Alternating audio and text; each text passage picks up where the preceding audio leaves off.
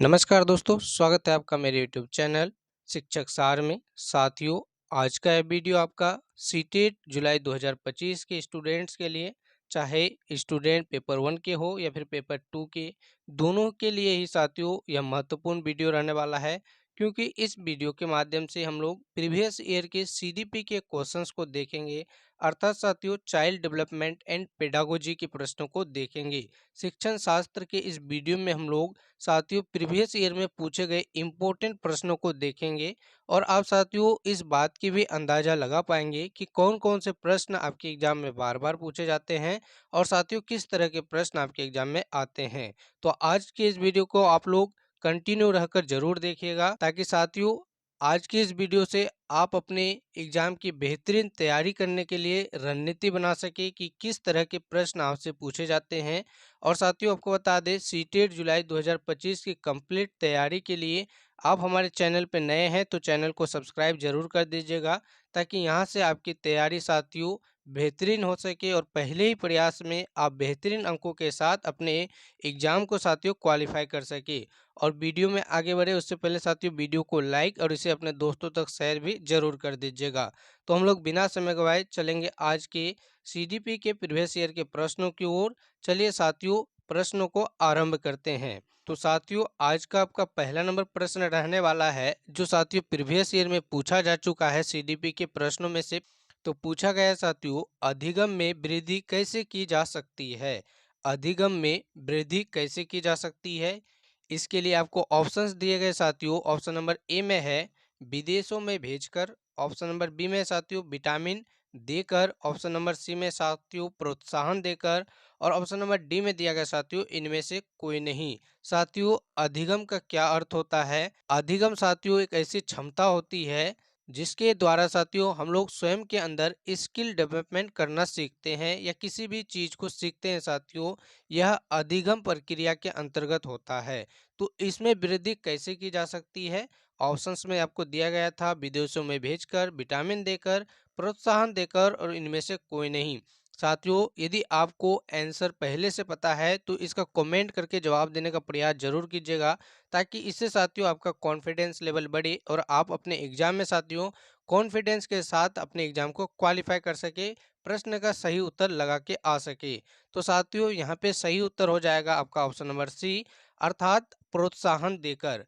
अधिगम में साथियों जो वृद्धि की जा सकती है ना ही विदेशों में भेजकर की जा सकती है, ना ही किसी प्रकार के विटामिन देकर की जा सकती है, बल्कि साथियों छात्रों के मनोबल को बढ़ाकर अर्थात प्रोत्साहन देकर साथियों आप अधिगम में वृद्धि करा सकते हैं। ठीक है साथियों, इसका अर्थ है कि मोटिवेट करके, साधारण अर्थ में साथियों समझे तो मोटिवेट करके बड़ा से बड़ा काम करवाया जा सकता है, अधिगम में भी वृद्धि करवाई जा सकती है। तो इस प्रकार से ऑप्शन नंबर सी आपका बिल्कुल सही उत्तर हो जाएगा। चलिए उसके बाद दूसरे नंबर प्रश्न को देख लेते हैं, जो कि आपके एग्जाम में पूछा गया है साथियों, प्रीवियस ईयर के प्रश्न में पूछा जा चुका है। तो दूसरे नंबर प्रश्न में आपसे पूछा गया साथियों, गिलफोर्ड ने अभिसारी चिंतन पद का प्रयोग निम्न में से किसके समान में किया जाता है।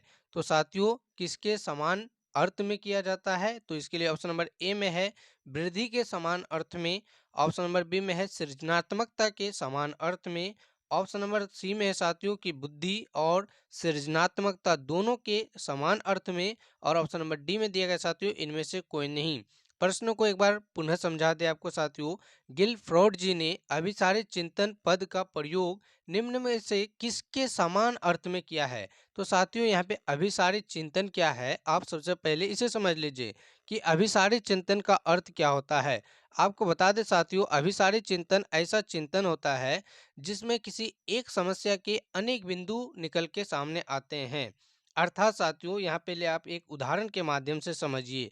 उदाहरण आपको साथियों समझना काफी ज्यादा इंपॉर्टेंट है, क्योंकि इससे संबंधित प्रश्न आपके समझ पे आधारित प्रश्न आपके एग्जाम में पूछे जाएंगे। यही प्रश्न हूबहू नहीं पूछा जाएगा साथियों, इससे रिलेटेड और साथियों इसी रूल पे आधारित प्रश्न आपको देखने को मिलेगा आपके एग्जाम में। तो उदाहरण समझिए साथियों कि जो चिंतन होता है ये दो प्रकार के होता है, एक होता है अभिसारी चिंतन और एक होता है अपसारी चिंतन। अभिसारी चिंतन क्या हो साथियों और अपसारी चिंतन क्या होता है, अब सारे चिंतन में साथियों किसी एक समस्या के अनेक बिंदु साथियों खुलकर आते हैं। अर्थात साथियों इस चिंतन में जो होता है समस्या के अनेक हल होते हैं। समस्या का साथियों अनेक हल होता है और इसे साथियों हमेशा एक शिक्षक के तौर पर आपको बढ़ावा देना है। बच्चों में साथियों इसको बढ़ावा देना है ताकि बच्चे साथियों एक समस्या का अनेक समाधान ढूंढ पाए, एक साथियों प्रश्न का अनेक प्रकार से हल कर पाए, समाधान कर पाए। वही साथियों अभिसारी चिंतन की बात करें तो इसके साथियों बहुत सारे हल नहीं होकर कोई एक हल होता है, निश्चित हल। जैसे कि आपसे पूछ लिया जाए कि भारत के प्रधानमंत्री कौन है, तो साथियों आप इसमें कोई अनेक प्रकार से चिंतन नहीं कर सकते, कुछ अपने ओर से नहीं जोड़ सकते हैं। आपको सीधे तौर पर आंसर देना होगा कि श्री दामोदर दास नरेंद्र मोदी जी भारत के वर्तमान प्रधानमंत्री हैं। ठीक है साथियों, यहीं पे साथियों यदि प्रश्न आपको इस तरह से पूछ लिया जाए कि पढ़ाई के क्या-क्या लाभ और क्या-क्या हानियाँ हैं साथियों, शिक्षा के क्या-क्या लाभ और शिक्षा के क्या-क्या हानियाँ हैं साथियों, यदि इस तरह के प्रश्न पूछा जाए तो ये अपसारी चिंतन के अंतर्गत आ जाएगा। क्योंकि इस प्रश्न में साथियों बच्चे जो है खुलकर अपने जवाब देंगे, सभी अपने विचार रखेंगे और अनेकों हल निकल के आ जाएगा। तो यही आपको कहा गया है साथियों कि अभिसारी चिंतन और अपसारी चिंतन।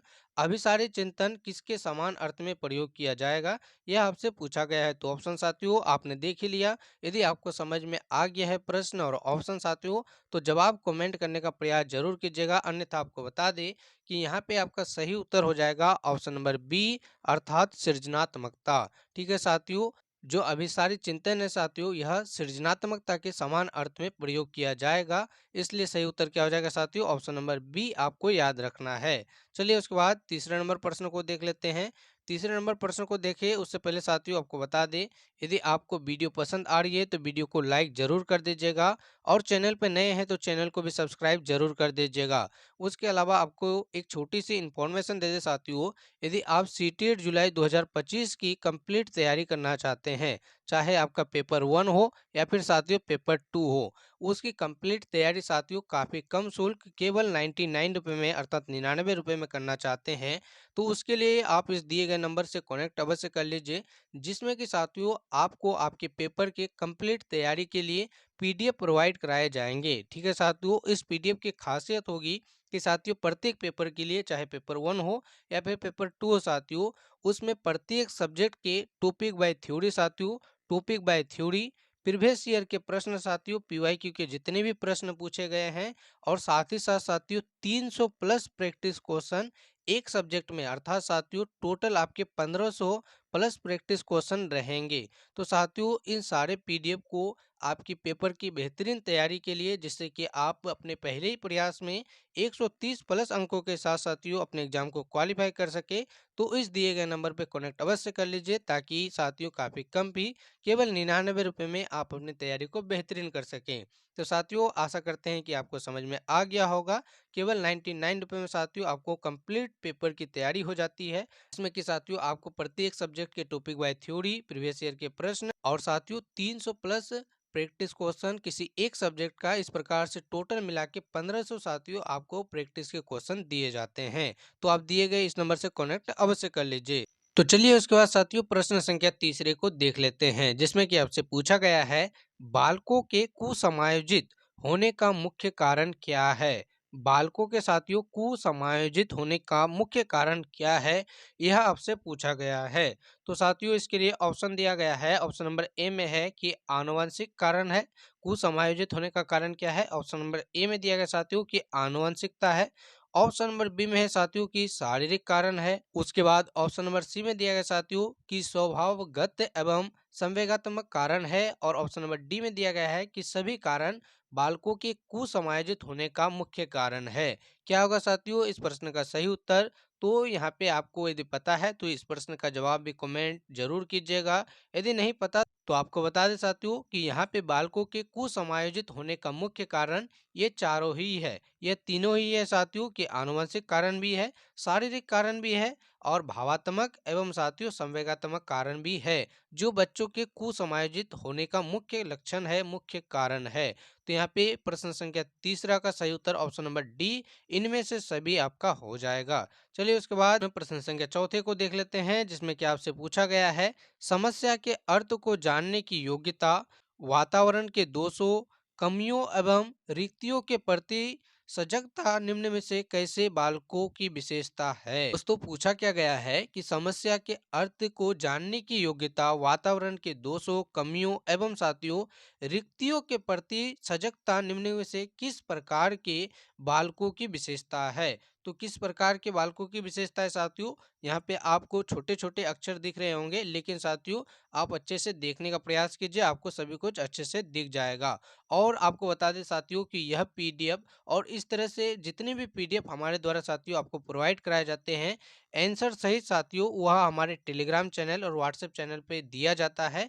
तो आप लोग साथियों हमारे व्हाट्सएप चैनल और टेलीग्राम चैनल से जरूर जुड़ जाइए। लिंक आपको इसी वीडियो के डिस्क्रिप्शन में दिया गया है और हमारे चैनल के साथियों अबाउट सेशन में जाकर भी आप वहां से जुड़ सकते हैं, ताकि साथियों जितने भी फ्री मटेरियल्स और पीडीएफ हमारे द्वारा प्रोवाइड कराए जाते हैं आप सभी का लाभ ले सकें, और साथ ही साथ सीटेट से संबंधित जो भी नोटिफिकेशन आते हैं उसका भी साथियों सबसे पहले इन्फॉर्मेशन आप पा सके। तो इसके ऑप्शंस में दिया गया है साथियों कि प्रतिभाशाली बालकों की विशेषता है। ऑप्शन नंबर बी में दिया गया साथियों कि सामान्य बालकों की विशेषता है। उसके बाद ऑप्शन नंबर सी में साथियों कि सृजनशील बालकों की विशेषता है, और ऑप्शन नंबर डी में है इनमें से कोई नहीं। साथियों प्रश्न को एक बार पुनः समझ लीजिए कि जो बालक जो है पर्यावरण के दोषों को जानने की योग्यता विकसित करता है, वातावरण के दोषों को जानने की साथियों इच्छा रखता है, रिक्तियों की साथियों क्या क्या कमी है इसके जानने की इच्छा रखता है, तो ऐसे बच्चों को आप किस श्रेणी में रखेंगे? प्रतिभाशाली, सामान्य, सृजनशील, किस श्रेणी में आप इन्हें रखना चाहेंगे? तो साथियों ऐसे बच्चे जो होते हैं काफी सृजनशील होते हैं, अर्थात सृजनशील यहाँ पे आपका बिल्कुल सही उत्तर हो जाएगा, जो कि आपको ऑप्शन नंबर सी में दिख भी रहा होगा।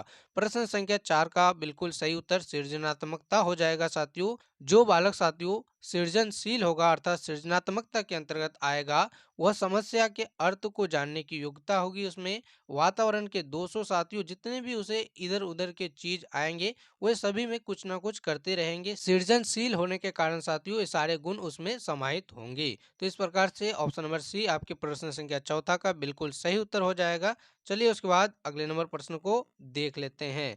तो अगला नंबर प्रश्न है साथियों प्रश्न संख्या 5, जिसमें कि आपसे पूछा गया है और यह भी प्रीवियस ईयर का प्रश्न है साथियों। आपके पेपर 1 और पेपर 2 दोनों के लिए ये सारे प्रश्न काफी इंपॉर्टेंट है। तो साथियों प्रश्न संख्या 5 में क्या पूछा गया आपसे, वह बालक जो व्यवहार से सामाजिक प्रतिमानों से विचलित हो जाता है, सामाजिक प्रतिमानों से विचलित हो जाता है वह कैसा बालक है?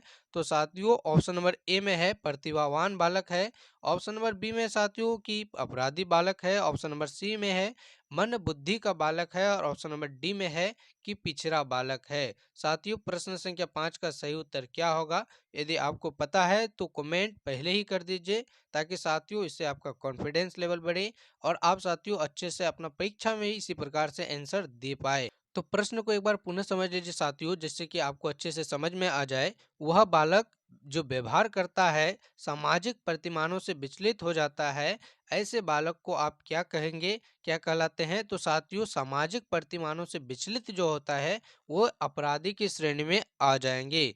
कौन से साथियों? अपराधी श्रेणी में आ जाएंगे। ऐसे बालक अपराधी कहलाते हैं। ठीक है साथियों, जो बालक व्यवहार से सामाजिक प्रतिमानों से विचलित हो जाता है वे अपराधी बालकों की श्रेणी में आते हैं। चलिए उसके बाद अगले नंबर प्रश्न प्रश्न संख्या 6 को देख लेते हैं, जिसमें कि आपसे पूछा गया है साथियों कि मानव विकास निम्न में से किन दो योग्यताओं का परिणाम है? मानव का विकास साथियों इनमें से किस दो साथियों योगदान का परिणाम है आपसे पूछा गया है। तो इसके लिए ऑप्शन है, ऑप्शन नंबर ए में दिया गया साथियों कि अभिभावक एवं अध्यापक का, ऑप्शन नंबर बी में साथियों सामाजिक एवं सांस्कृतिक का, ऑप्शन नंबर सी में है वंशानुक्रम एवं वातावरण का, और ऑप्शन नंबर डी में साथियों उपरोक्त में से कोई नहीं। यदि साथियों प्रश्न संख्या 6 के सही उत्तर की बात करें तो क्या हो जाएगा सही उत्तर? यह प्रश्न काफी इजी है साथियों। इस प्रश्न का भी जवाब साथियों कमेंट में देने का प्रयास जरूर कीजिए, अन्यथा आपको बताते चले और अच्छे से समझा दे साथियों कि मानव विकास में दो चीजों का काफी योगदान होता है, जिससे कि साथियों वह एक योग्य और कुशल मनुष्य कहलाता है, व्यक्ति कहलाता है। तो साथियों इसमें सबसे पहले जो योगदान रहता है वंशानुक्रम का रहता है साथियों, उसके बाद वातावरण का रहता है, जिसके माध्यम से कोई व्यक्ति व्यक्ति बन पाता है, ये एक योग्य व्यक्ति बन पाता है। तो इस प्रकार से प्रश्न संख्या 6 का सही उत्तर क्या हो जाएगा? ऑप्शन नंबर सी हो जाएगा। उसके बाद आपका 7वां नंबर प्रश्न है साथियों। 7वें नंबर प्रश्न में क्या पूछा गया है? विकलांग बालकों के लिए विद्यालय में क्या होना चाहिए? तो साथियों इस प्रश्न का आप जवाब स्वयं भी दे सकते हैं कि विकलांग बालकों के लिए विद्यालय में क्या होना चाहिए। तो प्रातःकालीन होना चाहिए, रात्रिकालीन होना चाहिए, आवासीय होना चाहिए, या उपयुक्त में से सभी विशेषताएं उस विद्यालय में होनी चाहिए। साथियों प्रश्न संख्या 7 का सही उत्तर क्या हो जाएगा कि जो विकलांग बालक है उनके लिए जो विद्यालय होनी चाहिए वह आवासीय होनी चाहिए। अर्थात साथियों ऐसा विद्यालय होना चाहिए जहां विकलांग बालक आसानी से रह सके।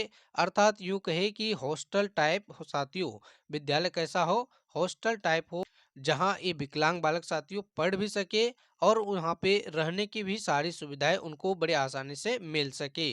तो इस प्रकार से प्रश्न संख्या 7 का भी सही उत्तर आपका ऑप्शन नंबर सी हो जाएगा।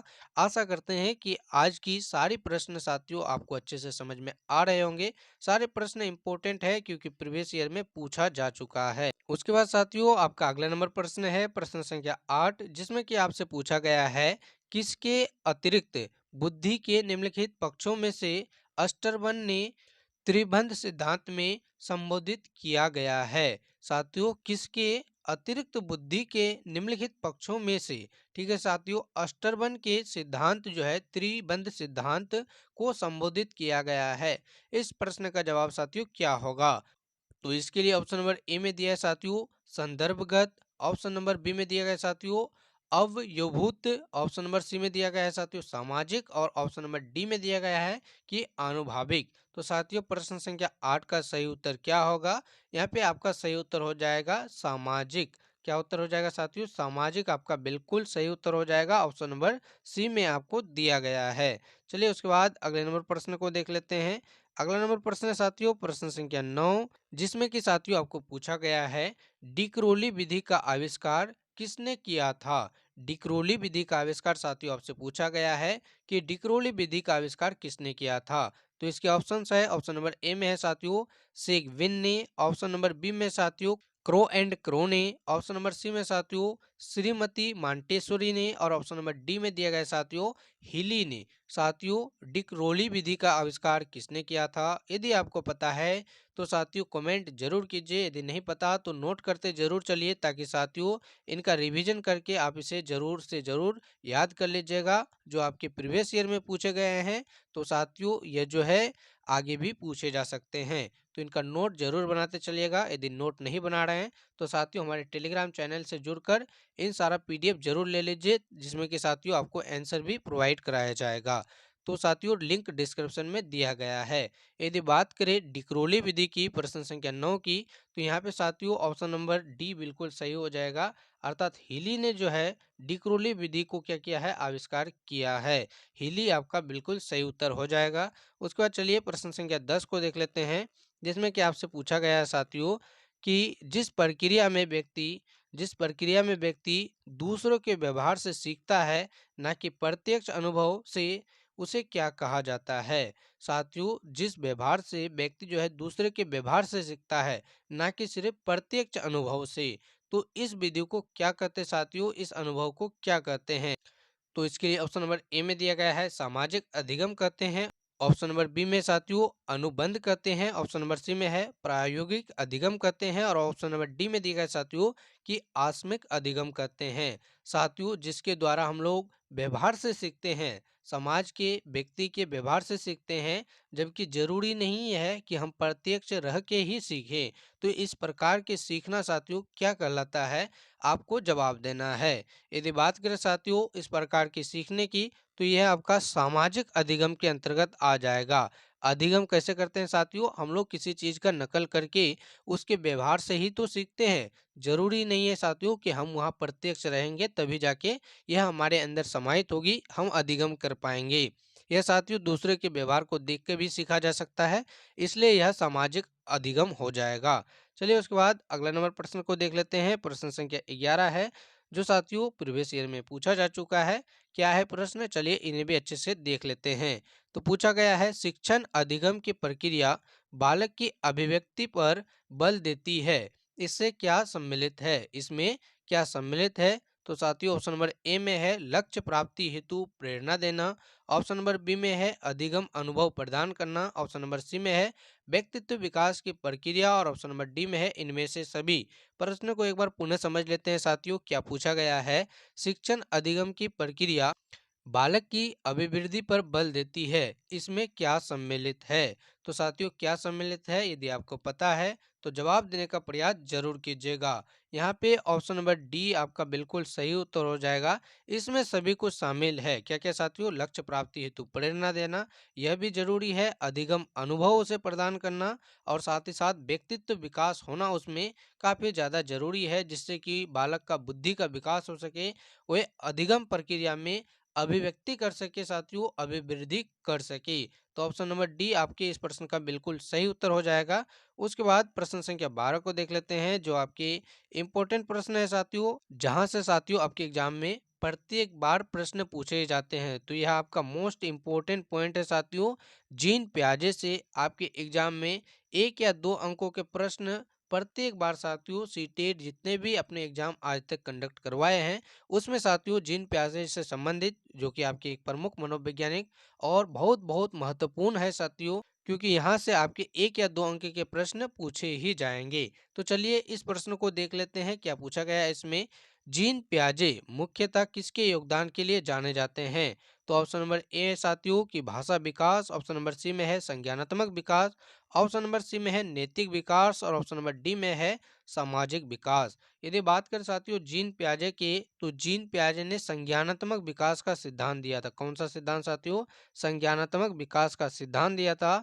इसलिए यहाँ पे सही उत्तर ऑप्शन नंबर बी आपका बिल्कुल सही उत्तर हो जाएगा। यह पॉइंट साथियों मोस्ट इंपोर्टेंट पॉइंट है। संज्ञानात्मक विकास का सिद्धांत और जीन प्याजे से संबंधित एक कंप्लीट वीडियो हमारे चैनल पे आपको मिल जाएगा। कुछ ही दिन पहले साथियों उस वीडियो को हमारे द्वारा बनाया गया है, जिसमें सभी कुछ आपको बेसिक से समझाया गया है। आप हमारे यूट्यूब चैनल पे जाके उसे अच्छे से देख सकते हैं, और साथियों नोट बना सकते हैं। पीडीएफ भी हमारे टेलीग्राम चैनल पे पहले से ही डाल दिया गया है। चलिए उसके बाद आगे के प्रश्न को देख लेते हैं।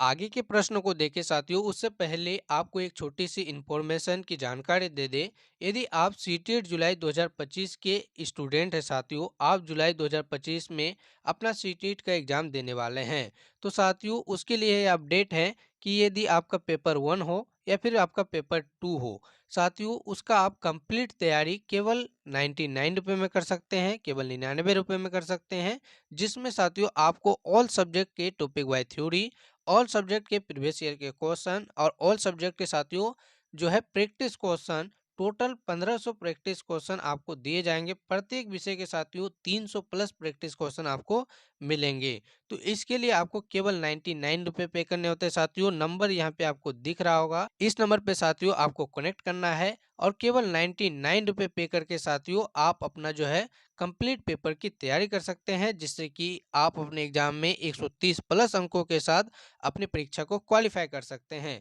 तो दिए गए इस नंबर पे कनेक्ट अवश्य कर लीजिए, और साथियों अभी से अपनी एग्जाम की तैयारी में लग जाए, ताकि बेहतरीन अंकों के साथ अपने प्रयास में आप सफल हो जाए, पहले ही प्रयास में साथियों अच्छे स्कोर के साथ अपने एग्जाम को क्वालिफाई कर पाए। तो दिए गए इस नंबर पे साथियों कनेक्ट अवश्य कर लीजिए। चलिए उसके बाद आगे के प्रश्न को हम लोग देख लेते हैं। तो उसके बाद आगे का प्रश्न है साथियों प्रश्न संख्या 13, जिसमें कि आपसे पूछा गया है मूल्यांकन के निम्नलिखित में से क्या उद्देश्य है? मूल्यांकन के उद्देश्य क्या क्या है साथियों? मूल्यांकन आपका सीडीपी का एक चैप्टर ही है, और यहाँ से भर भर के प्रश्न भी आपके एग्जाम में पूछे जाते हैं। ठीक है साथियों, तो क्या उद्देश्य हो सकते हैं इसके, चलिए इन्हें देख लेते हैं। तो ऑप्शन नंबर ए में दिया गया है छात्रों के व्यवहारों को जांचना, उसके बाद ऑप्शन नंबर बी में दिया गया साथियों शिक्षा में वृद्धि करना, फिर ऑप्शन नंबर सी में दिया गया साथियों शिक्षा को बढ़ावा देना, और उसके बाद उपरोक्त में से सभी आपको दिया गया है। साथियों मूल्यांकन के क्या उद्देश्य हो सकते हैं, यदि आपने ऑप्शंस को अच्छे से सुना होगा तो सभी उद्देश्य आपके हो जाएंगे। अर्थात ऑप्शन नंबर डी आपके प्रश्न संख्या 13 का बिल्कुल सही उत्तर हो जाएगा। मूल्यांकन का उद्देश्य साथियों छात्रों के व्यवहार की जांच करना भी होगा, उसके शिक्षा में वृद्धि करना भी होगा और शिक्षा को बढ़ावा देना, यह भी आपका मूल्यांकन का उद्देश्य के अंतर्गत ही आएगा। इसलिए ऑप्शन नंबर डी आपके प्रश्न संख्या 13 का बिल्कुल सही उत्तर हो जाएगा। चलिए उसके बाद अगले नंबर प्रश्न को देख लेते हैं, प्रश्न संख्या 14 को। तो साथियों प्रश्न संख्या 14 को जब तक देखें तब तक आप साथियों वीडियो को लाइक करके कमेंट में अपना फीडबैक जरूर दे दीजिए और इस वीडियो को साथियों अपने दोस्तों तक भी शेयर जरूर कीजिए जो भी सीटेट जुलाई 2025 के एग्जाम की तैयारी कर रहे हैं। तो प्रश्न संख्या 14 में आपसे पूछा गया साथियों, इनमें से किस समूह के बालकों को समायोजन की समस्या होती है? किस बालकों को साथियों समायोजन की समस्या होती है? तो ऑप्शन नंबर ए में दिया गया है कि औसत बुद्धि वाले बालकों को समायोजन में समस्या होती है। ऑप्शन नंबर बी में साथियों कि ग्रामीण बुद्धि वाले, जो ग्रामीण से बिलोंग करते हैं साथियों, गांव से बिलोंग करते हैं, उन बच्चों को समायोजन करने में प्रॉब्लम आती है। या फिर ऑप्शन नंबर सी में दिया गया है साथियों कि अध्ययनशील बालकों को समायोजित होने में प्रॉब्लम आती है, उनकी समस्या आती है साथियों। या फिर साथियों ऑप्शन नंबर डी में दिया गया है कुशाग्र बुद्धि वाले बच्चों को समायोजन होने में, संतुलन बनाने में साथियों, अपनी व्यवस्था बनाने में समस्या आती है। तो साथियों आप भी बता सकते हैं कि किस तरह के बालकों को समायोजित होने में साथियों समस्या आती है। यदि साथियों प्रश्न संख्या 14 का आपको आंसर पता चल गया है या साथियों इसकी जानकारी है तो आप कमेंट करके जरूर बताने का प्रयास कीजिए। अन्यथा आपको बता दें कि जो कुशाग्र बुद्धि वाले बच्चे होते हैं साथियों, ऑप्शन नंबर डी में दिया गया है आपको, उन बच्चों को अन्य बच्चों के साथ समायोजन होने में साथियों काफी समस्या आती है, काफी प्रॉब्लम साथियों आती है। ठीक है साथियों, इसलिए कुशाग्र बुद्धि वाले बच्चे किसी के साथ भी ज्यादा घुले मिले नहीं होते हैं और ऐसे बच्चे साथियों जिंदगी से काफी भी परेशान भी रहते हैं, क्योंकि इन्हें जो है दूसरों के साथ घुलना मिलना, अच्छे व्यवहार करना और साथियों समायोजन होना काफी समस्यादायक हो जाता है। चलिए उसके बाद अगले नंबर प्रश्न संख्या 15 को देख लेते हैं, जिसमें कि आपसे पूछा गया है वस्तुनिष्ठ परीक्षण को साथियों किस में सम्मिलित किया जा सकता है? तो ऑप्शन नंबर ए में है परिणात्मक परीक्षण, ऑप्शन नंबर बी में है गुणात्मक परीक्षण, ऑप्शन नंबर सी में है रेटिंग स्केल और ऑप्शन नंबर डी में साथियों एनेक्डोटल परीक्षण। तो साथियों क्या हो जाएगा कि वस्तुनिष्ठ परीक्षण को किसमें सम्मिलित किया जा सकता है? किसमें सम्मिलित किया जा सकता है साथियों?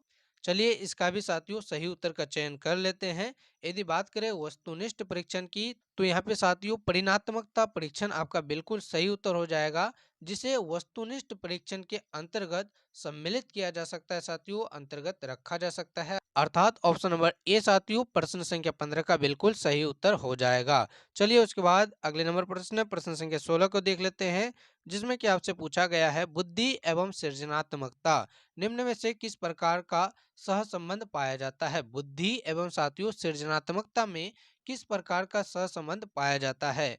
धनात्मक, ऋणात्मक, शून्य या सभी? साथियों बुद्धि और आपसे पूछा गया है कि सृजनात्मकता में किस प्रकार का संबंध है, आप बताने का प्रयास कीजिएगा। आपको बता दें साथियों इन दोनों में धनात्मक अर्थात पॉजिटिव संबंध है। कैसा संबंध है साथियों?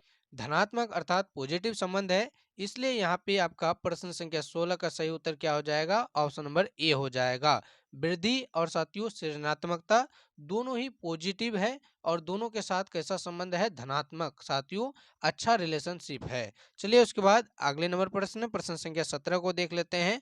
प्रश्न संख्या 17 में आपको पूछा गया है किसी बच्चे के ऊपर वंशानुक्रम से पड़ने वाला प्रभाव निम्न में से कौन सा नहीं है?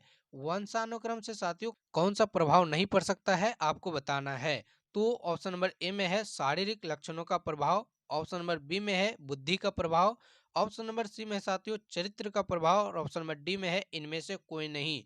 तो साथियों यदि आप वंशानुक्रम को देखेंगे तो शारीरिक लक्षण में इसका काफी साथियों देखने को आपको मिलेगा लक्षण सब, क्योंकि साथियों यदि आप अपने गांव या आसपास में देखे होंगे कि किसी का पिताजी यदि लंबा है तो उसका बेटा भी लंबा होता है, तो यह शारीरिक प्रभाव होता है। और साथियों बुद्धि का प्रभाव भी अंशानुक्रम में पड़ता है। यदि कोई साथियों पिता चालाक है, चतुर है साथियों, तो कहीं ना कहीं उसके पुत्र पुत्रियों में साथियों यह लक्षण झलकता है और साथियों वो भी चतुर होते हैं।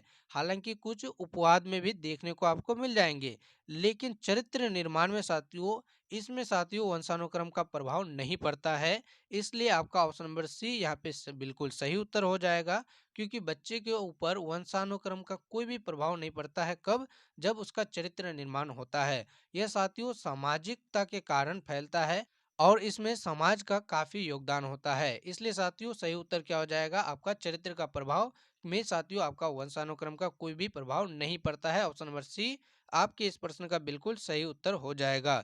चलिए उसके बाद अगले नंबर प्रश्न प्रश्न संख्या 18 को देख लेते हैं, जिसमें कि आपसे पूछा गया है बालक की स्व केंद्रित अवस्था कितने वर्ष तक होती है? बालकों की स्व केंद्रित अवस्था कितने वर्ष की होती है? तो ऑप्शन नंबर ए में है जन्म से 2 वर्ष, ऑप्शन नंबर बी में है 3 से 6 वर्ष, ऑप्शन नंबर सी में है साथियों 7 से ऊपर के किशोरावस्था तक, और ऑप्शन नंबर डी में है किशोरावस्था के ऊपर अर्थात युवावस्था तक। साथियों क्या होगा यहाँ पे? बिल्कुल सही उत्तर बालक की स्व केंद्रित अवस्था कौन सी अवस्था होती है?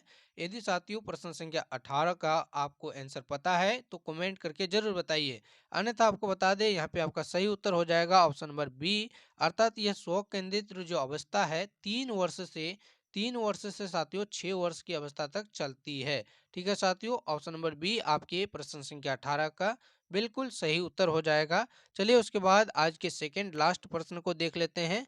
प्रश्न संख्या 19 है साथियों। प्रश्न संख्या 19 में आपसे पूछा गया है निम्नलिखित में से किस बच्चे में चिंतन का प्रमुख कारण क्या है? किसी बच्चे में साथियों चिंतन का प्रमुख कारण क्या है? तो ऑप्शन नंबर ए में है समस्या समाधान हेतु, ऑप्शन नंबर बी में है निर्णय लेने की भावना, और ऑप्शन नंबर सी में है वातावरण के प्रति चैतन्य समायोजन करने हेतु, और ऑप्शन नंबर डी में दिया गया है इनमें से सभी।